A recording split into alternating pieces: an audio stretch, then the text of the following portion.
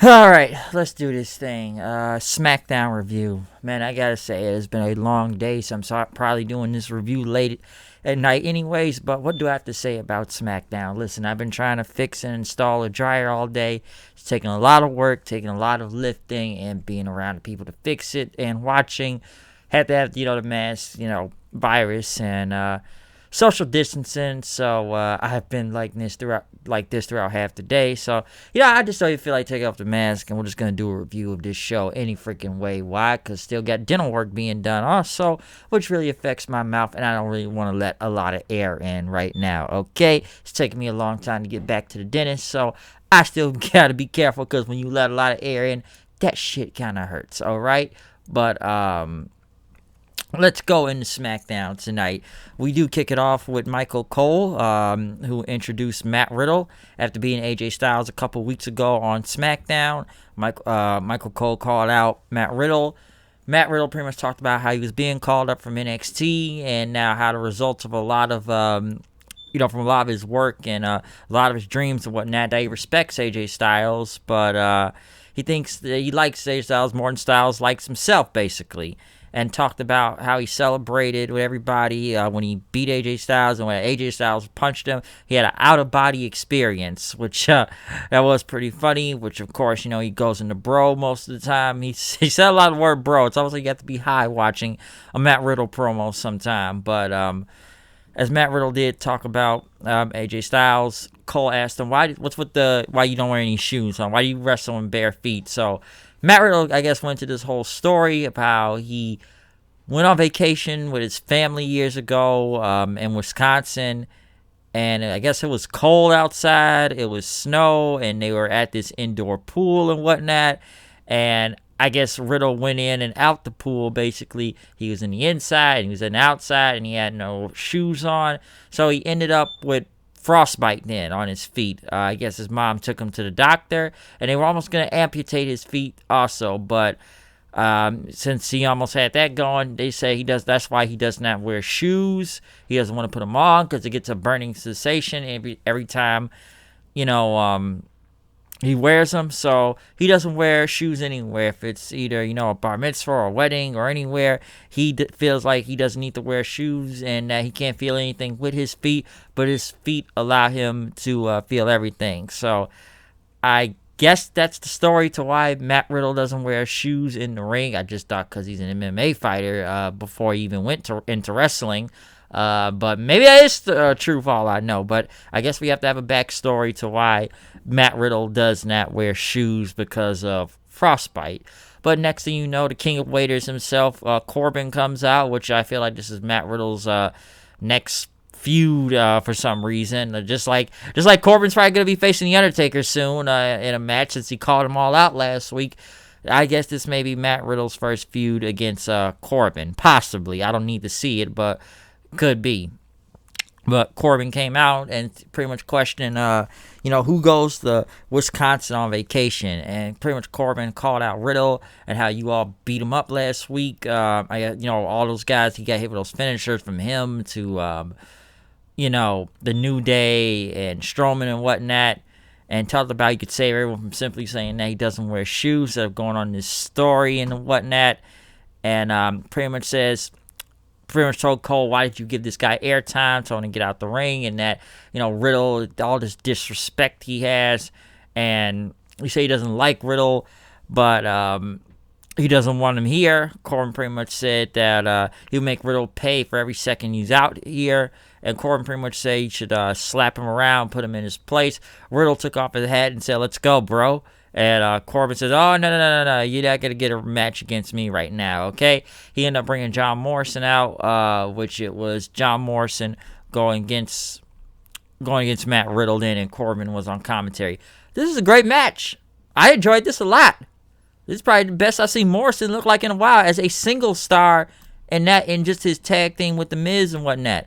I thought this was really fun to watch. It was a very good match. I liked it. Now, of course, Miz and, Corbin got involved in general, but, Riddle still ended up getting a, roll-up pin after reversing from Morrison and whatnot. But I like this match. I like this match a lot. It was really good. like I said, I thought Morrison is probably the best I've seen Morrison look in a long time. And this was a very great match to kick off the show. Yeah, I had a couple of, like, 2-3 commercial breaks, I believe. But I like Riddle and Corbin. Not Corbin. I meant Riddle and Morrison. Hopefully we see more of that. But, this proves that John Morrison should really be on his own instead of still teaming with Miz and whatnot, doing the hey, hey, ho, ho, or whatever song they come up with. But I did enjoy this match between him and Riddle, though. Very good. Really good. But, other than that, like I said, Matt Riddle, yeah, they're going to be pushing him big time, okay? Really pushing him big time. So I think Riddle will be okay on SmackDown. Besides, I think he probably beat the case anyways. Not yet, but I'm sure he will.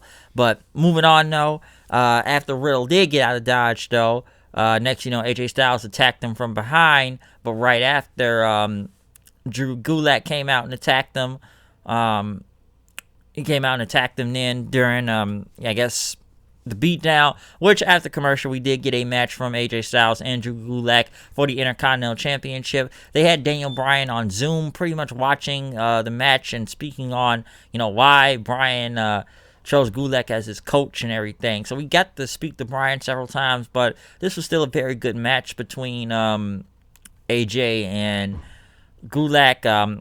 I did like this match. One thing I did like was when Gulak came back with several drop kicks on him, and before he could run up into another one, just like Daniel Bryan, I was going to go for the running knee.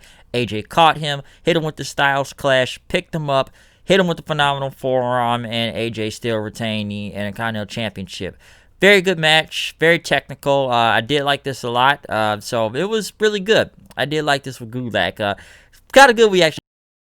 They gave him some good timing out there, too. They really did. So it wasn't like no quick match or anything. This was a very good match to kick off the show. So yeah, two matches back to back. Really good. Real good. I enjoyed it. But next thing you know, they had Sasha and Bayley come out. Bayley pretty much had they talked about the week they've had and everything, how they've been on all 3 shows. You can call Sasha 3 shows and Bayley 3 bands and everything, 3 brands and everything. But, we're not going to talk about the loss on NXT and whatnot. Bayley pretty much talked about how The Undertaker called her last week, on SmackDown, and said he was embarrassed by all these tributes that were brought to him and everything. But Bayley says that Taker told her on the phone that she's the greatest champ in history. Which, by the way, Bayley's Undertaker impression not really the best. Like, hey Bayley, what's good, Bayley? That was I can't do a Taker impression myself, so. But the Taker impression, I don't know. But Bayley talked pretty much talked about how Undertaker said that, she and Sasha Banks are redefining what a champion means and everything, and they can't wait. He can't wait till Extreme Rules so they can win all the titles and whatnot. And Bayley pretty much said, talked about how Taker, wanted WWE to pay tribute. Turn Bake, so they had their own video tribute for them. So we almost got a video package. I thought this was the trailer to Sasha and Bayley, The Last Ride. I thought they were going to get their own documentary series then, but we got this video package of Sasha and Bayley, and I remember this song. It's the Bound for Glory 2019 theme song. I remember it. And they talked about how they were better than Trish Stratus, John Cena, Lita, and everything, and talked about their role models and whatnot, and pretty much highlights of them just beating up everybody until their video package was interrupted then by Alexa Bliss and Nikki Cross. Honestly, I was enjoying the Sasha and Bayley thing. I thought it was hilarious, okay? I don't know why. I just thought it was very funny. Trust me, there's some people I know that think they're getting annoyed by them. There are times when they're entertaining, but I can understand some way that people get annoyed by Sasha and Bayley because they're annoying heels, but I get a kick out of both of them, especially if they're on commentary. It's just hilarious. I don't know why, but I just get a kick out of them on commentary, though. But I can see why. Trust me, I already got a friend that's really annoyed by them right now. But like I said, Bliss and Nikki Cross came out then. Pretty much, Nikki Cross still has a title shot against Bayley. Cross pretty much had a sheet of paper, pretty much something about Bliss going across Antarctica and whatnot. And as they got in the ring, pretty much Sasha and Bayley said, you guys sound ridiculous and everything. And, Sasha said that no one's been able to touch her best friend over a year, and she'll be damned if Cross can be able to do it then. And Cross said she puts her heart into it. She can become the next SmackDown Women's Champion. Bayley and Sasha laughed at her then. Bliss pretty much slapped Bayley, and Sasha went on and says, oh, you can't do that to Bayley. You want to do this to Bayley? Ha. You know what? You're going to be in a match against Bayley right now, okay? Up next. You think you can hit my friend? So basically, like how Bayley has done to Sasha, Sasha's now doing to Bayley. You know, you're going to be in a match now, basically, which, Bliss, who accepted the match. As for the match itself with Bayley and Alexa Bliss, it's kind of whatever, honestly. I don't really care that much. And then again, it ended up in a DQ any freaking way because, you know, Sasha and Nikki Cross got involved.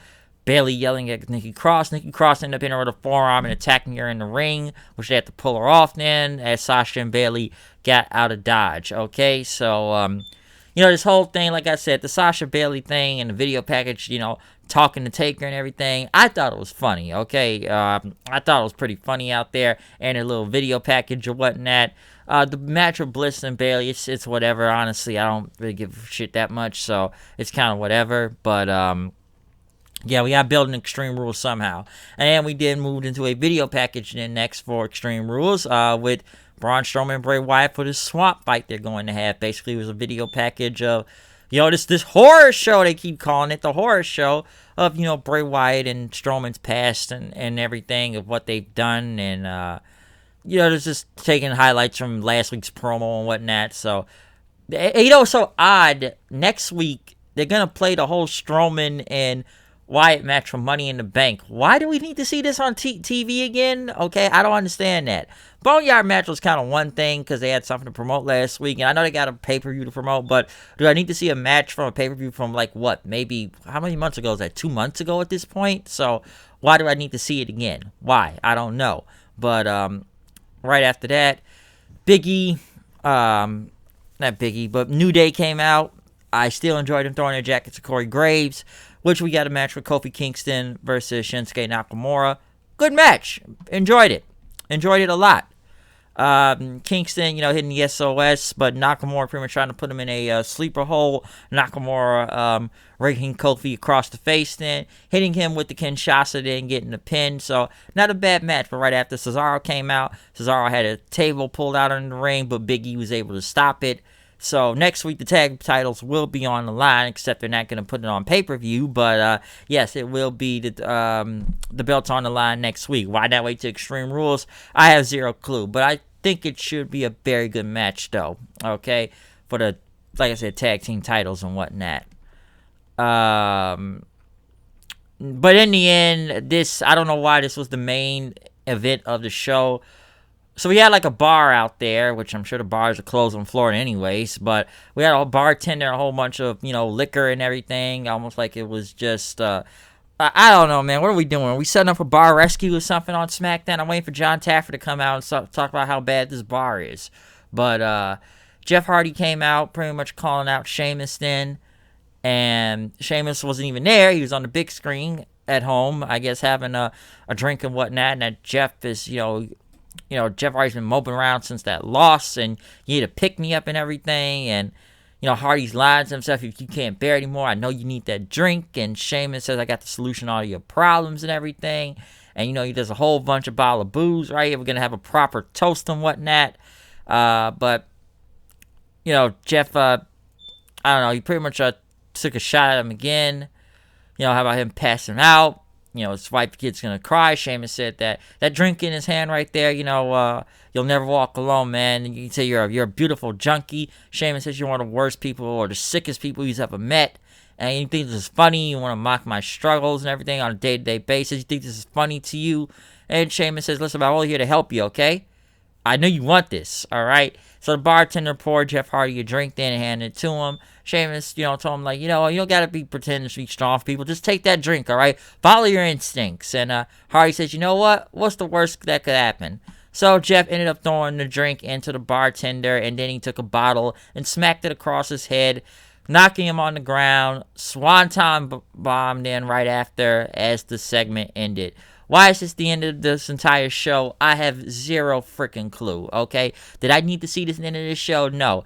Do I think, like as other people said, WWE is just trying to mock Jeff Hardy about his past problems? Some people think this is just to fucking bury him on his way out the door because Matt left. I don't know, okay? I've already talked about this whole angle before and whatnot.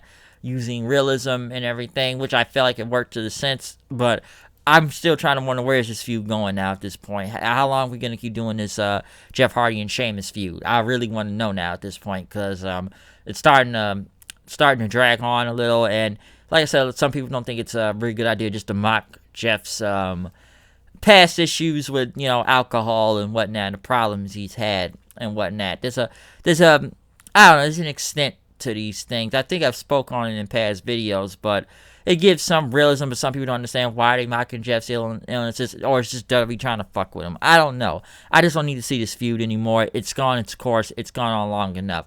SmackDown, though, itself, I liked the first hour of the show, the first few matches. I enjoyed Matt Riddle and John Morrison. I enjoyed AJ Styles and Drew Gulak. I even enjoyed Nakamura and Kofi Kingston out there. Bayley and Sasha segment, I actually thought it was pretty funny. It was kind of cracking me up out there, especially with the video package. The ending segment, I couldn't have given a shit about. Like I said, it looked like they were setting up for an episode of Bar Rescue or something, because that bar did look horrible. Okay? The bar looked horrible. But other than that, that's my SmackDown review. That's all I really got to say from this show tonight. Other than that, just have a safe holiday weekend and everything. So, yeah. Follow me on Twitter, @HoodedKnight890. It's me, the HDD. Come here with the news and reviews. I am know what I do. To show what I go. Here I go. Going down SmackDown. I'm running out of rhymes right now, okay? But other than that, I gotta go check out the rest of this tournament that's going on, this whole whatever New Japan Cup and whatnot. So I'm gonna see how that whole ends in the semifinal, and maybe we'll come back with a review later on for that too. But other than that, I'm out of here. I'll see you guys later. Peace out.